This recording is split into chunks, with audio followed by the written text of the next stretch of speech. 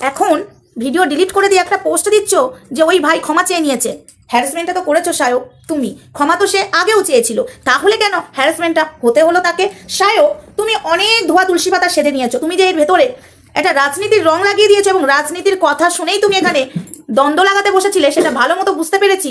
হ্যাঁ, এটা আমাদের পরিষ্কার বোঝা হয়ে গেছে। তবে তুমি যেটা করেছো ভুল করেছো, আগে নিজের ভুলটা স্বীকার করো, আর তোমার অবশ্যই সাজা হওয়া উচিত, এর বিচার। সত্যি বলছি, শুধু মুসলিম ভাইটা ভুল একা করেনি, ভুলটা কিন্তু সায়কও করেছে। তার আগে বলি, হাই ফ্রেন্ডস, সোমা ওয়ার্ল্ডে তোমাদেরকে অনেক অনেক স্বাগত আর অনেক অনেক ভালোবাসা। চলে এসেছি আবার একটা ভিডিও নিয়ে।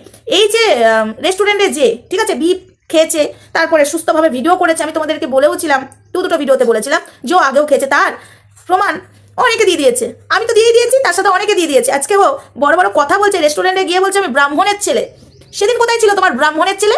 ঈদে মুসলিম বন্ধুর বাড়িতে গিয়ে গন্ডে পিণ্ডে খেয়ে এসেছো। হ্যাঁ, সেখানে হয়তো বিফ খাওনি, ঠিক আছে, কিন্তু খেয়েছো তো। তখন তোমার মনে হয়নি আমি ব্রাহ্মণের ছেলে? আমি যাদের বাড়িতে খাচ্ছি তাদের বাড়িতে ওই বাসনে বিপো রান্না হয়, তখন মনে হয়নি না সায়ক? আজকে তোমাকে আমি পয়েন্টে দেবো, জয়েন্টে ব্যথা ধরাবো। তোমাকে নিয়ে আমি রোস্ট করবো না, আর যারা রোস্ট করছে, বাট আমি তোমাকে নিয়ে রোস্ট করবো না, পয়েন্টে কথা বলবো। কারণ ওই মুসলিম ভাইটাকে হ্যারাসমেন্টটা তুমি করেছো। সে মাটনের জায়গায় বিপ দিয়েছে, সে ভুল করেছে, সে ক্ষমা চেয়েছে। তাহলে তোমার যদি ভুল না থাকতো তাহলে ভিডিওটা কেন ডিলিট করলে? আর কেন তুমি ওর বিরুদ্ধে যে কেসটা করেছিলে তুমি কেন তুলে নিলে? ও ক্ষমা চেয়েছো, ক্ষমা তো শুরুতেই চেয়েছিল। কথাটা বন্ধুরা একটু ভেবে দেখো।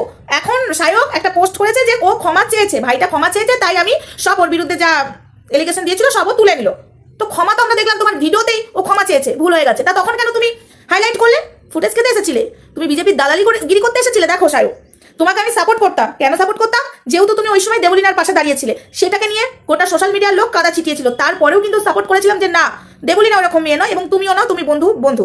কিন্তু এই যে কাজটা করলে, এখানে অনেক পয়েন্ট আছে, তোমাকে হালকাভাবে ছেড়ে দিলে তো হবে না। এখন তুমি ভিডিও ডিলিট করে একটা পোস্ট করে দিলে, হ্যারাসমেন্টটা তো তোমাকেও হতে হবে, তাই না? তোমাকেও হতে হবে। আমি কোনো কারোর খাওয়া নিয়ে কিন্তু আমি কিছু বলছি না। একজনের ভুল হয়েছিল, আগের ভিডিও তোমাকে কমেন্ট করেছো, হ্যাঁ তুমি খাওয়া নিয়ে বলছো না।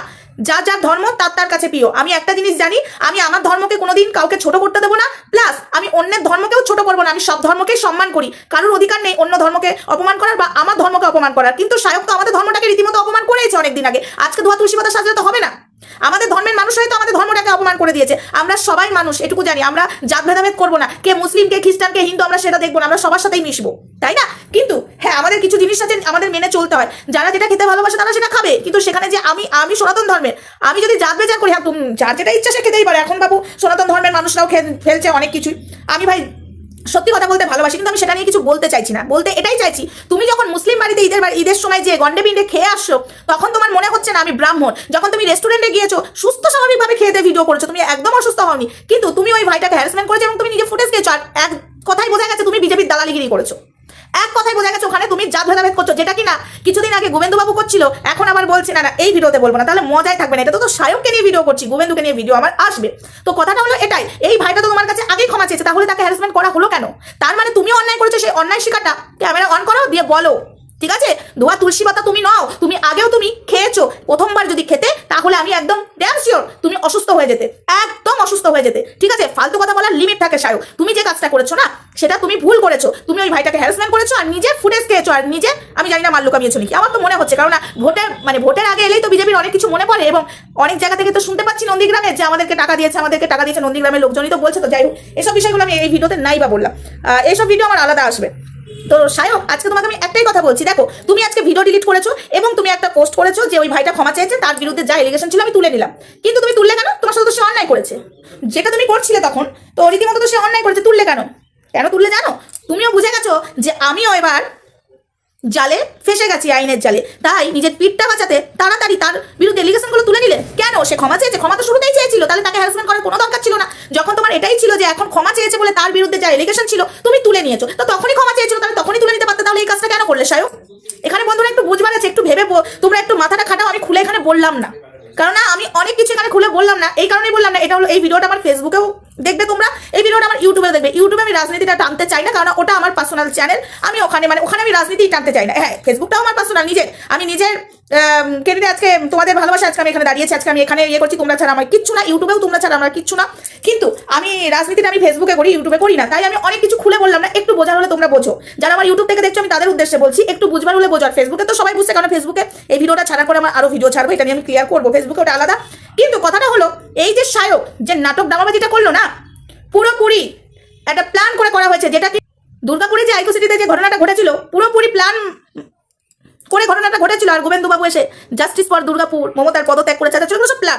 এটাও পুরো প্ল্যান মাপে হয়েছে। ও জানতো যে ওখানে এটা পাওয়া যায়, আমি যাবো না, আমি ওই রেস্টুরেন্টে যাবো না, আমি ব্রাহ্মণের ছেলে, আমি ব্রাহ্মণ পরিবারে বাস করি, আমি যাবো কেন? তাই না? তখন সায়কের উচিত ছিল যে না, আমার যাওয়াটা ঠিক হবে না। আর সায়ক ও তো মুসলিম বাড়িতে যায়, ওর মুসলিম বন্ধু আছে, তাহলে এই কথাটা বলে ওখানে কি প্রমাণ করতে চাইলো? এখানে জাত ভেদাভেদ করতে চাইলো। মানুষ কিন্তু বোকা নয় সায়ক, ঠিক আছে? এখন তুমি পোস্ট দিয়ে দিচ্ছ, ক্ষমা চেয়ে নিয়েছে, ক্ষমা তো সে আগেও চেয়েছিল, তাহলে তাকে হ্যারাসমেন্ট করা হলো কেন? আমি এখন প্রত্যেকটা মানুষকে বলবো এই সায়ককে যেন কেউ না ছাড়ে। কেন বলো তো? এই সায়কেরও একটা ব্যবস্থা করা উচিত, যেহেতু ওই ভাই যেমন সাজা পেয়েছে তার থেকে বেশি সাজা এই সায়কের দেওয়া উচিত আগে, ঠিক আছে? তখনও ভুলে গেছিল আমি ব্রাহ্মণের ছেলে, যখন ঈদে মুসলিম বাড়িতে যাই গন্ডে পিন্ডে খেয়ে আসো, তখন ওর মনে থাকে না আমি ব্রাহ্মণের ছেলে, তাই না? যখন তোমার মনে থাকে না তখন তুমি ওইটাকে জাত ভেদাভেদ না করে বন্ধুর সাথে যদি মিশতে পারো, তার বাড়িতে যদি খেয়ে আসতে পারো, ঠিক আছে? এখানে তুমি বিপ খাইয়েছে, এটা অন্যায় করেছে, কিন্তু তার আগে অন্যায়টা তোমার। আমি যাবো কেন ওই রেস্টুরেন্টে? আমি যাবো কেন? আর যদি ওই ভাইয়েরই অন্যায় থাকতো পুরোপুরি, তাহলে তুমি কেন ওর বিরুদ্ধে যে এলিগেশনগুলো করেছিলে তুললে কেন? এই পয়েন্টটা কিন্তু বন্ধুরা বারবার আমাকে ভাবাচ্ছ, তুললো কেন? তাহলে এটা নিয়ে ও লড়তো, এটা নিয়ে ও প্রতিবাদ করতো, শেষ অব্দি দেখে ছাড়তো যে ওকে খাওয়ানো হয়েছে। ও এটা শেষ দেখে ছাড়তো, ও শেষ না দেখে ছেড়ে ও তাড়াতাড়ি ভিডিও ডিলিট করে দিল, তাড়াতাড়ি একটা পোস্ট দিয়ে দিল, তাড়াতাড়ি ওই ভাইয়ের বিরুদ্ধে যে এলিগেশনগুলো দিয়েছিল সেগুলো তুলে নিল। কারণ তো কিছু আছে, মানুষ বোকা নয়, ঠিক আছে সায়ক? তো যাই হোক বন্ধুরা, ভিডিওটা এটুকুই ছিল, বেশি বড় ভিডিও করলাম না। নেক্সট ভিডিওতে দেখা হচ্ছে, ততক্ষণ সঙ্গে থেকো, ভালো থেকো, সুস্থ থেকো। মানুষকে বোকা বানানো যাবে না। আর আমি না ভালো করে তোমার বিষয়গুলো আমি ভালো করে ঘেটে ওই ভিডিওটার মধ্যে আমি বোঝার চেষ্টা করেছি। তুমি যদি প্রথমবার খেতে তুমি অসুস্থ হয়ে যেতে, এবং এটা যে রাজনীতি সেটা আমি বুঝতে পেরেছিলাম, ঠিক আছে সায়ক? তো যাই হোক, অনেকে আমার কথা নিতে পারে না, কিন্তু আমি পয়েন্টে পয়েন্টে দিতে পারি, আর জয়েন্টে ব্যথা ধরাতে আমি ভালোই পারি। ওই জন্য তো মানুষ সহ্য করতে পারে না, সহ্য করতে পারলো না তো আমার বয়ে গেল, আমার কোনো যায় আসে না। তাই বলে কি সত্যি কথা বলা ছেড়ে দেবো? তাই বলে কি পয়েন্ট ছাড়া কথা বলবো না? আমি আবার উজবুক নয়, চুপচাপ থাকি। তাই মানুষ ভাবে বোকা, বোকা থাকা ভালো, শিয়ানা থাকা না বেশি ভালো না। লোকের সামনে শিয়ানাগিরি একদম সাজা উচিত না। বোকা বোকা সেজে থাকবে, তাহলে বললাম না, বললে তো সবাই আবার সেই আমার টিপসটাই ব্যবহার করবে। চলো টাটা।